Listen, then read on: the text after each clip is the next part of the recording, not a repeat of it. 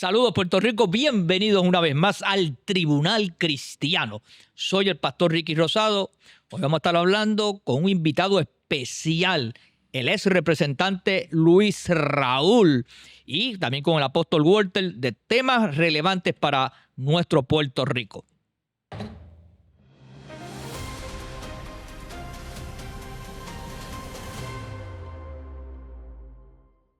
Gracias por su sintonía, qué bendición compartir con ustedes. Hoy el Tribunal Cristiano que sigue haciendo historia. Tenemos a dos grandes amigos. Walter, que siempre me acompaña como el fiscal de este tribunal. Saludos, Walter. Saludos, muchas bendiciones a Apóstol Ricky, al señor juez, al ex representante Luis Raúl, un amigo, y muchas bendiciones al pueblo de Puerto Rico. Hoy se va a entrar de datos muy importantes de la vida de este representante que por más de 24 años estuvo en nuestra legislatura y que ha dejado un vacío allí. Ha dejado un vacío y no sé, a lo mejor quién sabe cómo se llenará. Bueno. Luis Raúl, bendiciones. Bendiciones, Pastor Ricky, bendiciones, Pastor Walter. Saludo al pueblo de Puerto Rico, principalmente al pueblo cristiano. Amén. Ahora este programa corre por diferentes canales, por diferentes las redes sociales, gracias a nuestros productores que están haciendo la diferencia. Que nos ven en el mundo. Sí, ahora nos ven en el mundo y cuando quieran vernos también. Así es. Cuando quieran vernos. Voy a repetir. Sí. Apóstol Walter, ¿cómo usted dice el saludo que usted da? Que a mí me gusta, las cosas que pasan. Aquí vamos a discutir las cosas que pasan en este bendito país y hoy este tribunal se engalana. Eso es así. No viene aquí no se sienta cualquier persona. No, eso es verdad. Y hoy se ha sentado aquí a mi izquierda un hombre de valores, un hombre de Dios. Qué coincidencia. Un hombre de, para que usted vea. No, pero a la izquierda, pero él es de centro. Él es de centro. A la izquierda, pero es de centro. Y es un hombre que tengo que decirlo de esta forma, lamentablemente no está en la Cámara de Representantes. No está votando allí, no pero está la votando voz, allí, pero la voz sigue presente. Esa voz no caduca. Eso me gusta, la voz. No él ha sabido seguir con pertinencia en el debate público. Yo creo que a veces hay etapas en la vida, pero uno nunca deja de aportar cuando tiene el interés de hacerlo, y Luis Raúl sigue aportando. Por eso lo tenemos aquí, lo tendremos en muchas ocasiones. Y dijiste algo importante. Estuvo 24 años interrumpido sin señalamientos. ¿De eso vamos a hablar? Que eso usted, como decía mi abuelo, usted puede pulgar el perro y eso es rarísimo. Luis Raúl, esto es de las especies en peligro de extinción. Luis Raúl tiene algo muy interesante que lo va también a compartir. Es un creyente, un hombre de principios y valores, seguro que sí. Y que ama a nuestro Señor y Salvador Jesucristo. Amén. En una de las iglesias de mayor reconocimiento en Puerto Rico. Luis Raúl, vamos a ver cómo lo combinamos, porque queremos dejar una huella de esos valores que te han identificado. ¿De qué familia tú vienes? Explícanos un poquito sobre eso. Primero quiero agradecerle, Pastor Ricky, y a Walter, que me hayan dado la oportunidad de volver al Tribunal Cristiano. Esta es la segunda vez. Esa es la segunda, te recuerdo hace muchos años. Hace muchos años que fue cuando esto era ya... Ahí en Carolina. En Carolina, en el estudio de Fuente de Agua. Es correcto. Un estudio grandísimo que había. Sí. Que de hecho me impresioné cuando yo llegué allí porque no sabía que tenían un estudio, que para que yo era un estudio de televisión. Pues te voy a decir, ya que tú dices eso, ese estudio era de los más grandes, inclusive con algunos canales comerciales. Eso. Allí, de la magnitud del estudio y la capacidad que teníamos, se grabó, yo era el gerente en ese entonces, sí, se lo alquilamos al Canal 6. Y usted sabe que ya allí que salió Jay Fonseca, para que lo que no... Salió Jay Fonseca, salió Ferdinand de Pelota Dura. ¡Ah, amigo! Salió también. Y Pedro Julio también estuvo allí en sus comienzos. Interesante, ¿verdad? Digo, traigo esto porque son anécdotas que hemos vivido, sí. ¿verdad? Y cuando yo era candidato, ni siquiera era... Yo era líder del partido, pero no era legislador. Ok. Entonces, ¿qué pasa? Quiero, en este momento, usted me pregunta por mi familia. Mi padre era un hombre que se dedicó toda la vida a trabajar en taxis y en cajos públicos. Ok. De hecho, era de Manatí, de Montebello de Manatí, toda la familia mía paterna, y mi padre guiaba un cajo público desde el pueblo de Manatí hasta la 18 en Santurce. Por la carretera vieja, porque no había expreso. Wow. Sí, que había una línea directa de cajos públicos que salían de Manatí hasta la 18 en Santurce y de regreso allá. Después fue taxista acá en San Juan. Al final de su vida terminó trabajando en el municipio de San Juan acá. Ok. Para los que no lo sepan, aunque yo milité 44 años en el Partido Popular, mi papá era estadista, Oh, mira. era PNP, de los que ayudaban a BIN en Manatí. Oye, eso, para que sepan cómo son las historias. Posteriormente, cuando se mudaba a San Juan, que entonces yo me convierto en candidato del precinto de San Juan, pues él se votó entonces por mí y respaldó al Partido Popular, pero obviamente fue más por mi candidatura. Sí, sí. Mi mamá era una dama de comerío, mayormente trabajó en comedores escolares, en cosas así, y le gustaba vender ropa, ese tipo O de sea, cosas. que son esa gente que echaron a la familia trabajando. Eso es así. Y entonces, pero ella era de Comerío, natural de Comerío, del barrio Paloma de Comerío, y son de esas familias que, tanto la de mi papá como la de mi Y en mamá, ese que entonces- se mudaron a la ciudad En capital. ese entonces, de Comerío a Bayamón era un largo trecho. Un largo trecho. Y ellos se mudaron a la ciudad capital, ambas familias, ayudadas por Juanita García Peraza, la fundadora de la congregación Mita. Ok. Que cuando ella funda la iglesia y se muda de Arecibo a Torrey, ella comenzaba a ayudar a las familias que eran de distintos pueblos que querían venir a seguirla a San Juan. Ella le ayudaba a comprar sus casas. De hecho, las casas que compró, le compró una casa a mi abuelo paterno y se la regaló para que se viniera a San Juan con su familia. Le compró una casa a mi abuelo materno, se la compró y se la regaló para que él viniera a vivir también a San Juan. Recuerden que ella era una persona adinerada.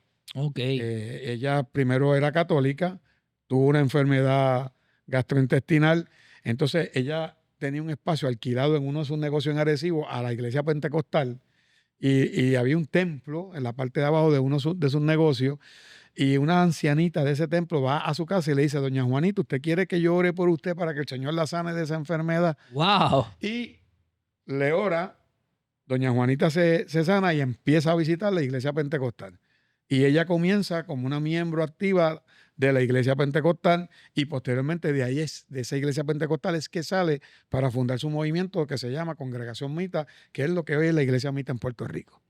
Mira la historia. Mita, Sí. para los que no conocen o para los jóvenes. Sí, que ven este programa, Mita es el nombre, adopta el nombre o son unas siglas. Mita, cuando ella empieza, O a ella en le una decían manifestación- Mita. En una manifestación del Espíritu Santo, el Espíritu Santo le dio a ella que el nombre que ella iba a usar era Belén.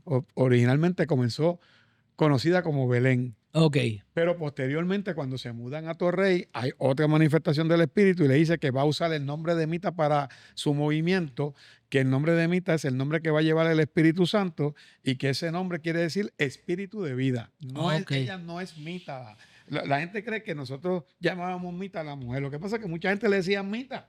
Punto. Ok. Pero Yo le decía Mita a mi abuela. sí.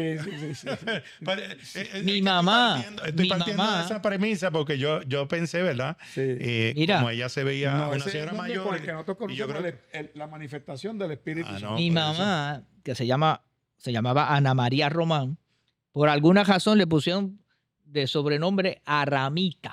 Ajá. Y la gente comenzó a abreviarla Mita. Sí, y yo se conozco, quedó. yo Sí. conozco varias señoras que le dicen Mita, pero la realidad es que todo el mundo le decía Mita a ella. Pero ese no porque era su más nombre. fácil. Su nombre Ese- era ese Juanita García no era el Peraza. seudónimo No, del nombre como el de. nombre de Mita es el nombre con el que nosotros Mira que llamamos eso. al Espíritu Santo Ok. de Dios. Ah, mira ¿Verdad? qué bien. Por eso es que nosotros Mira. decimos Mita te bendiga. Y mucha gente cuando nos oye decir eso, cree que estamos diciendo que la mujer te bendiga, ¿verdad? Ok, No, es ¿ves? el Espíritu Santo. Ese es el problema cuando uno no busca las explicaciones de las cosas. ¿No? Lo digo porque, ¿verdad? No, Estamos pero bueno hablando que no, y estamos Sí, buenos, sí. bueno que se conozca Porque esto. nuestra iglesia es una fundamental. Déjame hacer un paréntesis. Déjame hacer un paréntesis. Luis Raúl ha sido por muchos años un ministro reconocido con sus credenciales. Ya estoy inactivo. Yo sé que está inactivo, fui pero mucho sí, tiempo, pero lo que se hizo Sí. no se pierde. Sí, Aarón me ungió y me Sí. activó como pastor en la iglesia. Hace muchos Predicabas años. y todo. Sí, estuve a cargo de... Yo estuve por 2 años y medio consecutivos activo como pastor en Calley, Sidra, Gurabo y Caguas. Sí. Y después tuve como 1 año como pastor en Trujillo Alto y Carolina. ¿Eh? Entonces, ya que sabemos ese trasfondo, ¿y ustedes son cuántos hermanos? Bueno, El último censo que yo recuerdo, porque hace tiempo... No de la iglesia, en tu familia. En mi familia somos 6. 6. Yo soy, No, yo me tengo- asusté. Ay, Dios, Me asusté. Te asustaste, Déjame decirte, ¿viste? me asusté. ¿Viste? Yo Esa dije, gente se casa papá era muchacho. porteador público. Ya yo estaba dando cabo. No, yo estaba sacando los pueblos para San Juan, Sí, todo el pueblo Bayamón. atravesaba. Sin No, saber, para- sin un saber censo. lo que mi padre haya dejado suelto. Ok. Éramos 6 hermanos, 3 por parte de padre y 3 de parte de padre y madre. Ok. O sea, los mayores somos de padre y madre. Francisco, Lourdes y yo. Y entonces mis otros 3 hermanos, Irma, Mayra y Macho, como nosotros le decíamos, que era el varón menor, eran por parte de padre. Ok. Entonces tengo 2 hermanas de crianza, porque también yo me crié posteriormente un tiempo con mi tía y su esposo. Ok. Y tengo 2 primas que yo le digo que son mis hermanas también. Ah, muy Qué bien. Qué bonito. ¿Y cómo empezó el interés en la política? Es algo bien curioso. Yo siempre fui líder en la escuela elemental, superior, intermedia y superior. De hecho, fui presidente de la clase intermedia, fui presidente de la clase de cuarto año, fui presidente de los consejos de estudiantes, fui presidente de los clubes de ECA, o sea, era bien activo. Y tuve siempre buenos maestros que me motivaban a eso en la escuela Qué pública. bien. Y un maestro mío que había sido consejero mío de la clase de escuela intermedia, posteriormente en la escuela superior, era mi maestro consejero del Consejo de Estudiantes, de nombre Abraham Díaz Cartagena.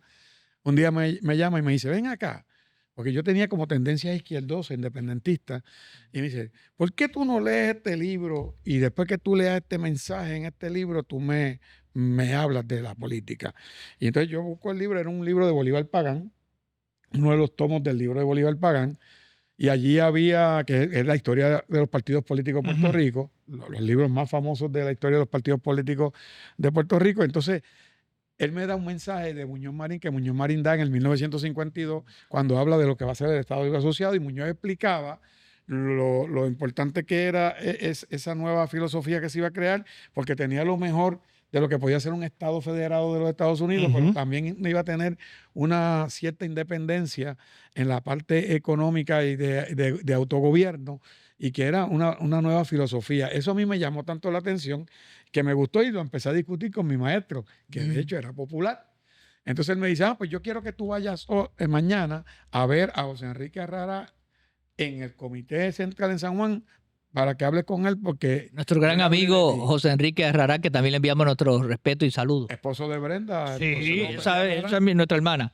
que fue legisladora también. Pues entonces yo me reúno con José Enrique, estamos hablando en el 1976. José Enrique todavía era el presidente del Partido Popular en San Juan. Y yo conozco a José Enrique, me cayó muy simpático. Recuerden que él había sido gestor de la universidad, sabía bregar con la juventud. Ok. Y yo tenía 16 años de edad, y él me invita esa misma noche a que yo acuda a una reunión en el precinto 3 de San Juan, lo que hoy es el 2, a una reunión de juventud. Y cuando yo llego a esa reunión de juventud, era para elegir el presidente del precinto. Y usted no va a creer lo que pasó. No me digas que tú saliste electo. Esa primera noche me eligen esos muchachos a mí presidente de la juventud. Oye, ¿vieron Hablamos, el liderato en nos ti? pusieron a hablar y allí mismo me eligieron. Y de ahí, desde ese momento en adelante, yo siempre milité en el Partido Popular. Wow. Wow, de la mano de... De José Enrique Arrara. Qué bien, buen mentor. Que es de Mayagüez. Sí. Y de ¿Oh, sí? hecho, Sí, de de Mayagüez. Mayagüez. Él fue gestor del colegio de Fue Mayagüez. Oh, de ok. Mayagüez. El Entonces gestor tuvo una más finca allá. joven que estuvo el colegio de Mayagüez. Y para que no lo sepan, José Enrique Arrara, sin ser arquitecto, había sido admitido al Colegio de Arquitectos de Puerto Rico por las altas notas que llevaba en las clases de arquitectura. Oye, qué bien. Y fue director de la LAI Sí, muchos años. muchos años. Sí. Muchos años. Y miembro del Comité Olímpico.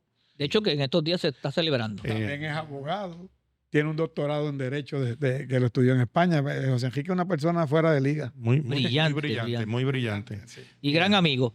Y buen consejo. Sí, sabe. Entonces, yendo por esa línea, ahí comenzaron tus pininos en la Eso política. se hace. Después ya, ahí soy presidente de juventud ahí. Posteriormente, cuando vivo con mi abuela en el Embalse de San José, se va a organizar el comité de base de ese sector, que era ya el precinto 3. Me eligen a mí, la gente mayor, yo tenía ya 18 años, y la gente mayor de esa unidad electoral, gente de muchos que habían trabajado con Doña Fela y demás, algunos habían sido funcionarios municipales, deciden elegirme a mí presidente del comité de base a los 18 años de edad. ¡Wow! Oye, tú has hecho historia. No, eso. Y ahí llevamos a Doña Fela a inaugurar un comité que montamos en casa de uno de los residentes del área que había sido administrador de los servicios de cementerio de San Juan. Él nos da un espacio en su casa y hacemos un comité allí y traímos a Doña Fela a inaugurarlo. Posteriormente me seguí envolviendo.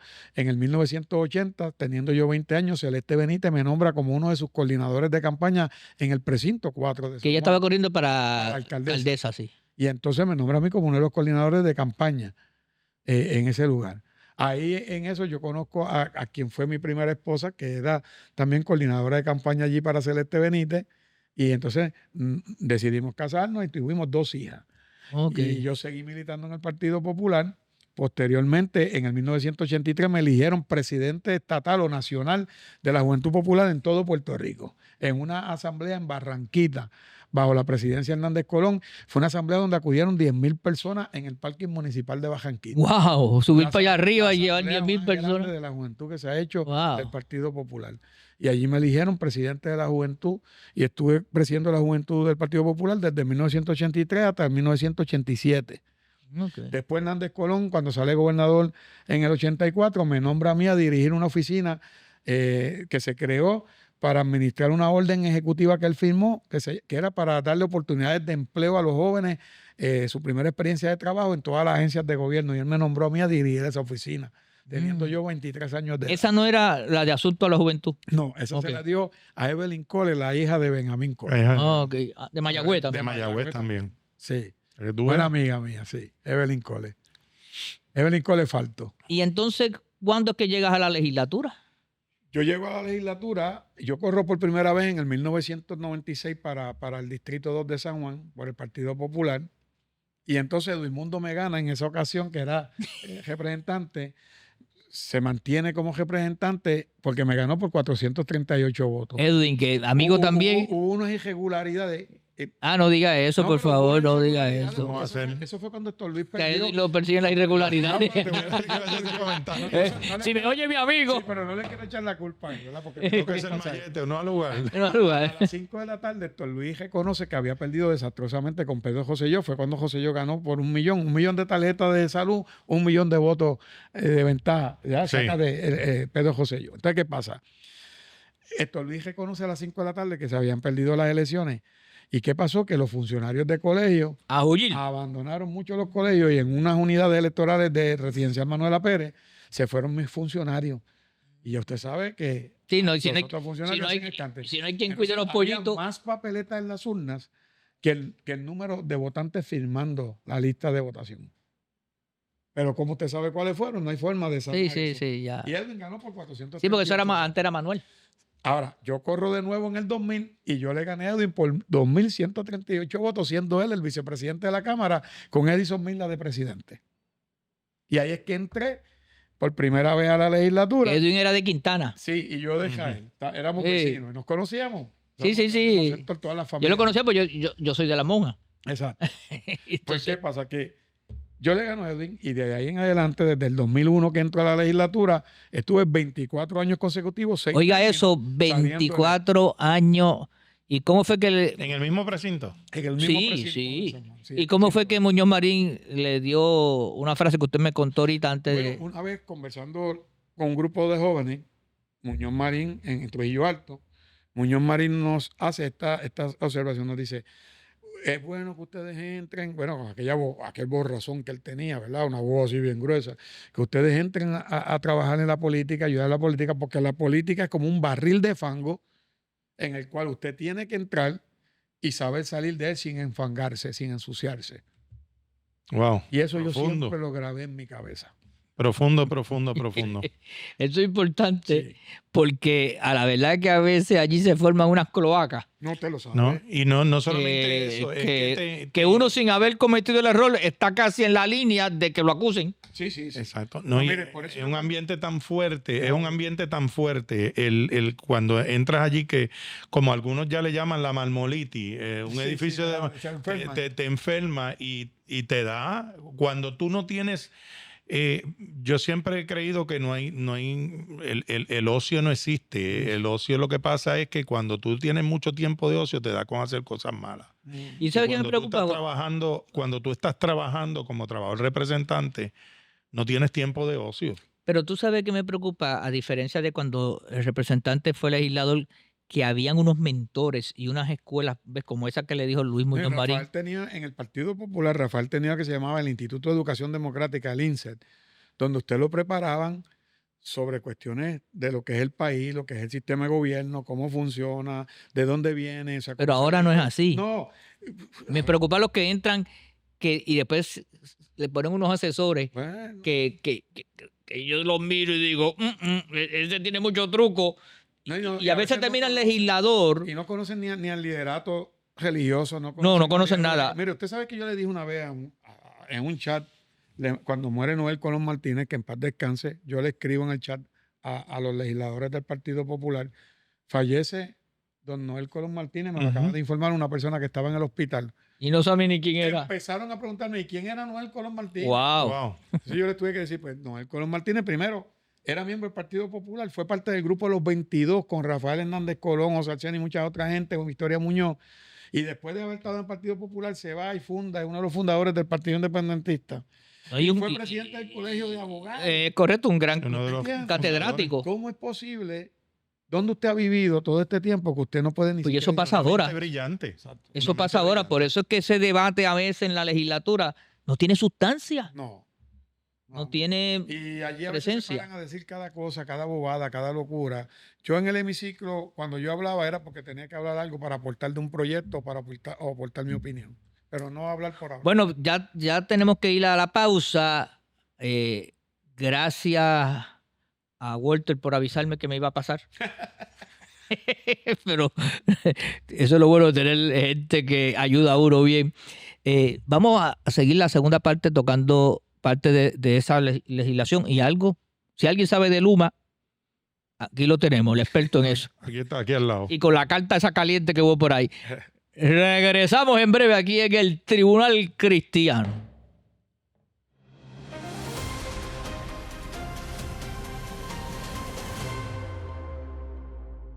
Bueno, continuamos aquí en el Tribunal Cristiano. Gracias por su sintonía y los que nos siguen en las diferentes plataformas, en los canales. Gracias una vez más. Estamos hoy con el ex representante Luis Raúl, un creyente, hombre de fe y valores y que entró, y el apóstol Walter, ¿verdad? Que estamos discutiendo estos temas. 24 años, el contralor cuando hacía la... Sí, mire, yo estuve 24 años en la legislatura, 6 términos consecutivos. Gracias a Dios, pues, que me dio la bendición de poder servirle a la gente y que la gente me dio mayoritariamente la oportunidad de salir electo por esos 24 años. Pero la realidad es que mi oficina fue ¿verdad? Auditada por el Contralor de Puerto Rico, que en aquel entonces era Manuel Díaz Saldaña, por 5 años consecutivos. Toda la legislatura estaba siendo auditada, ¿verdad? Y las 5 veces que él auditó mi oficina, me dio la nota de A, porque él daba una nota y daba un certificado de cumplimiento. Pero había una lista de cosas que él revisaba. Los contratos, quiénes son los empleados, la ejecución, los proyectos, las facturaciones de los contratistas externos, todo ese tipo de cosas. Y nunca tuve un solo señalamiento que corregir. Todo lo encontraba en perfecto. ¿Y dónde estará el problema ahora? ¿En el carácter de los individuos o es que no hay la suficiente preparación para educarlos para cómo manejar el asunto? Se lo voy a resumir en esto, en la falta de temor a Dios. Okay. Eso es bien, la falta eso de es fuerte. Eso es fuerte. Si el hombre no tiene su corazón circuncidado a Dios, Wow. pues le falla. Lindo. Abunde, apóstol, abunde sobre eso. Es que esto es bien importante, porque como representante, y yo que trabajo en auditoría, como representante, él no puede estar detrás de todo. Tú tienes que tener también, no solamente él, sino tú tienes que tener un equipo que tenga temor de Dios. Eso es importante. Porque él tuvo su equipo. Sí. Él tuvo su equipo. Oye, yo los conocí. Y tuve gente Que eran de mi iglesia, gente que no eran de mi iglesia. Sí, pero eran gente católicos que eran de otra. pero eran Por eso. muy respetable y muy serio. Se mantenían Eran gente muy seria. serios en su Yo los trabajo. conocí. Había supervisión, y esta es otra palabra también, supervisión. Había supervisión de parte de él. Ah, no, este no es un trabajador, este no, no, Él estaba siempre allí, ¿verdad? Sí. Entonces, lo Dice que sabe. estaba, o sea, aquí hay un dicho bien popular que dice, el ojo del amo engorda al caballo. Entonces yo creo que de esto tú puedes tener la gente apta, gente con temor de Dios, pero también tú tienes que supervisar. Claro. Y yo creo que aquí hay una falta de supervisión en todas las áreas, no simplemente en los Pero ¿cómo tú representantes, en todas las áreas. pero también hay que supervisar con conocimiento. Y el problema es que yo percibo, y yo puedo hablar porque yo también he estado allí en ciertos aspectos, que no todos dominan los temas o la gerencia de ser legislador, pues es una gerencia, y entonces no escogen tampoco el personal adecuado. Claro. Y además, mire, yo siempre me preguntaba, yo entré como un asalariado a la legislatura. Cuando yo llegué a la legislatura, yo venía de la empresa privada. Y era un trabajador. Y yo siempre estuve claro que yo entraba allí como un servidor público. La palabra lo dice, un servidor público, servirle al público, servirle al país. Y siempre tuve eso presente. O sea, nunca me creí más que nadie, ni sacaba mis galones en ningún sitio porque era legislador, etcétera. Que no me fuera a pasar como una legisladora en un avión, ¿verdad? O sea, tú nunca dijiste en un avión, yo voy para Puerto Rico, soy representante de Luis Raúl. Nunca. Cuando no. a mí me identificaba en algún sitio que me decían, usted es legislador, entonces que yo decía, pues ya no me quedaba en medio, soy el legislador.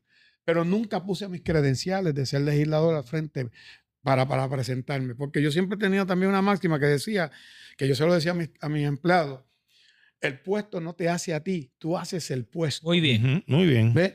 Entonces, ¿qué pasa? Yo veo que yo llegué allí como un asalariado y cuando salí de allí salí como un asalariado. No me enriquecí allí ni hice nada indebido para enriquecerme. Yo a veces veo muchos legisladores que llegan allí siendo asalariados, a veces hasta de salarios mínimos, y que de momento te los ve con una casa en Palma, los ve con una casa en Florida, los ve con 4 cajos, los ve con 4 guaguas de sonido, los ve con un negocio. Y uno dice, wow, ¿y cómo le da ese salario de 73,000 que a mí no me da para eso? No, y no solamente Cuando la gente uno mira ve ese, eso, oye, uno la tiene gente que oye ese empezar número. a preguntarse qué es Mira, lo que está pasando. No, está como la canción de Frankie, ¿y cómo lo hace? Claro, hay algunos que llegan allí que tienen su dinero, son millonarios porque los hubo. Por ejemplo, Tony Falsa Zamora, todo el mundo sabe que era millonario. Sí, sí. Ok. El mismo Roberto Rivera Ruiz de Porra de Carolina, pues cuando él llegó allí, él venía de gerente de un banco y demás y tenía su pecunio. Y hay otros que también lo tienen. El mismo Tommy, el presidente del Senado, etcétera. Pero la mayoría de los legisladores que llegan allí son asalariados, por amor a Dios. Y ese salario que puede sonar fuerte cuando se le hacen los descuentos, y ahora, por ejemplo, tú te pagas el celular, tú pagas la gasolina del auto y Nosotros eliminamos eso bajo la gobernación de Alejandro García Padilla, eliminamos las dietas, eliminamos los estipendios de auto, eliminamos los carros oficiales, eliminamos pagos de celulares, todas esas cosas. O sea, Hay un legislador- representante que se chupó más de 40 y pico mil en dieta. No, todos no lo hacíamos. Vamos a dejarnos bobería. Cuando habían dieta, el legislador cobraba entre 30,000 a 40,000 dólares en dieta. Porque cada vez que usted iba... pero iban a las vistas, Se le pagaba una vista diaria. pero iban a las Sí, vistas, y el día de ahora sesión no se le pagaba por vista, se le pagaba por ir a la sesión. Aunque usted fuera Pero vista. y ahí va incluida las comidas. En No, esas dietas. No, es No, yo una te estoy dieta. hablando de las comidas. No, usted está hablando del salón café. Ajá. Eso es otra cosa. El salón café solamente se usa para los días de sesión. sí, pero y yo- eso es una meriendita. Ay, Eso es merienda. Vamos a Sí, decir, pero eso no ahí, es en la dieta hubo uno que se le envió 49,000 pesos. No, en las dietas sí. es en las dietas, pero no es lo mismo. En los pagos de dieta, porque antes se pagaba 166 dólares de dieta al legislador de la... De hecho, hay legisladores ahora, de la no son zona muchos, pero metropolitana. me corrí como 3 o Ellos 4. entraban, filmaban y estaban un ratito en una vista y ya con eso cobraban. Sí. No, muchos hacían eso. Ah, pero es el truco, perdóname, yo conozco de truco. Yo no hacía eso. Yo si no podía quedarme en la vista, no iba. Pero ahora mismo hay como 3 o 4 que no cobran salario y sí se les da la Bueno, dieta. los que no cobran salario son los que mayormente cogen seguro social o retiro. Y para no afectar su seguro social o retiro, prefieren en vez de salario que le paguen con dieta, pero es porque de esa forma no tienen que, no es un ingreso, porque la dieta se supone que es un reembolso Es correcto. de gasto. Mire, Es bueno explicar todo esto para que Sí, sí, porque la gente cree que el legislador allí le tiene una chequera no, para... si a mí donde me llegaron constituyentes para que yo le diera un donativo y que buscara la chequera que yo tenía allí. Otros me decían, saque la tarjeta que le dan aquí. Y yo, pero ¿y qué tarjeta? Si a mí yo nunca he tenido una tarjeta de crédito aquí. Eso es falso. Hay un desconocimiento sobre eso. Y ya los legisladores no cobran dieta. Nada, ni nada. de auto, No. ni nada de Y eso. tienes que andar con 2 o 3 pesos en el bolsillo para Los cuando que vas por la cobran dieta- calle. Los que cobran dieta son los que van a viaje fuera de Puerto Rico, que entonces le dan una dieta que le Y es por reembolso. Y es por reembolso. Y tienes que Y justificar tiene que todo. justificar el viaje y justificar el gasto. Es mejor pagárselo uno que estar con ese julepe. Y ahí no Que de hecho en 24 años que yo estuve allí, le comenté fuera del aire, ahora lo digo en el aire, que yo nunca di un viaje pagado con fondos públicos en 24 años. Nunca. Oiga eso. importante. Ay, no puede incluir en esa lista de gastos que te tomaste cuántos tragos. No, eso no va. Se lo toman y no lo No. ponen, pero O ponen- lo ponen que son O Coca-Cola. ponen sí. Mira, Walter, vamos a preguntarle ¿Qué vicio de Coca-Cola tú tienes? del más que conoce aquí Este hombre es un experto de Luma y de todas esas Luma. cosas. De la reciente carta. Bueno, Luma, yo no puedo entender por qué Luma dice que le falta dinero, ¿verdad? Algo han hecho mal o algo ha hecho mal el gobierno. Porque ustedes deben recordar, y el país, que cuando Luma entra, primero a Luma se le pagaron 160 millones de dólares De entrada. por montar su negocio. Ujú. Para montar su negocio. Y un año que no hicieron nada. O sea, que era montando Era la cosa. montando su negocio y supuestamente evaluando la red de transmisión y distribución. Y le dieron 160 millones para eso del gobierno, de la Autoridad de Energía Eléctrica. Aparte de eso, se le crearon 6 cuentas como parte de su contrato que las tuvo que fondear la Autoridad de Energía Eléctrica, y la Junta de Supervisión Fiscal aprobó sacar 800 millones de dólares del Fondo General de Puerto Rico, del presupuesto del gobierno general, pasarlos a esas 6 cuentas, y 200 millones de la Autoridad de Energía Eléctrica, que eran 1.000 millones distribuidos en esas 6 cuentas. Y entre esas cuentas había una que era lo que se ponía ahí, era para usarlos para pagar el 20% de los proyectos que ellos tenían que desarrollar con fondos FEMA. Exacto. El pareo. El pareo. Que era el pareo. Entonces, ¿qué pasa? Esas cuentas se supone que se fueran fondeando con el mismo presupuesto de la Autoridad de Energía Eléctrica, que ahora lo administra Luma. Luma recibe 692 millones para administrar la red de transmisión y distribución del presupuesto de la autoridad. Le dan 300 millones a Genera de ese presupuesto de la autoridad para manejar el área de la generación. Y le dan 30 y pico de millones de dólares a la Autoridad de Energía Eléctrica para seguir manteniendo las plantas hidroeléctricas, lo que son las represas de Puerto Rico. La fuente fluvial. Que ellos de ahí producen energía para los sistemas de riego agrícola y Ujú. otros servicios. Así es que está distribuido ese presupuesto. Es decir, ¿por qué Luma no tiene los chavos para hacer ese 20%? ¿Qué pasó con los 1.000 millones? ¿Dónde ¿Será están? una carta honesta o será una carta con algún Yo creo que tiene algo- subterfugio? Yo le voy a explicar lo que yo entiendo que pasó, porque yo tuve una conversación con Juan Saca cuando él entra de presidente, después que logramos votar a Juan Tavy, porque decía Pierluisi que era porque él lo había pedido, y fue porque lo llevamos a los tribunales y se formó todo el revolú, que por poco lo meten preso por no querer entregarme los documentos que se le solicitaban. Sí, me acuerdo, sí. ¿Ah? Y eso lo quemó, punto. Y además, las vistas que nosotros hacíamos demostrábamos la ineficiencia que él tenía como presidente de esa empresa. Pues, ¿qué pasa? Ahora se supone que Juan Saca llega y me dice, nadie ha visto que cuando se estableció los costos para los proyectos que había que hacer para reparar los daños que el huracán María le causó a la red de transmisión y distribución, esos costos desde allá hasta acá, ¿qué ha pasado? Ha aumentado. Ha aumentado, exactamente. Correcto. Entonces, se han duplicado y hasta triplicado ciertos costos. Eso no estaba contemplado. Eso obliga, entonces, a que Luma vaya gastando más dinero. Entonces, los dineros que le pasan de los fondos FEMA no se los pasan hasta que Luma ha hecho los proyectos. Es Luma, como un reembolso. un reembolso. Sin embargo, cuando FEMA empezó Luma también, FEMA tuvo una condescendencia con Luma y con el gobierno de Puerto Rico, porque lograron conseguir una dispensa que le permitió a FEMA adelantarle 600 millones de dólares a Luma para que Luma comprara los materiales y comprara los equipos que necesitaba para desarrollar los proyectos. Y eso se le Yo adelantó. te tengo una pregunta, si me la puedes contestar. ¿Es un requisito del Congreso de los Estados Unidos o de la Junta de Control Fiscal que tenga que ser un operador privado? No, eso yo se lo pregunté directamente a Omar Marrero, a Fermín Fontanes, a Josué Colón. Colón El SAL, Ortiz, sí. el actual SAL, que era el director de la Autoridad de Energía Eléctrica, que si había habido algún requisito, alguna petición de alguna agencia federal, FEMA u otra, el Departamento de Energía Federal, el Congreso, el presidente o alguien, de que los fondos tenían que recibirlo un ente privado, y me dijeron que no tenían esa petición de parte de nadie.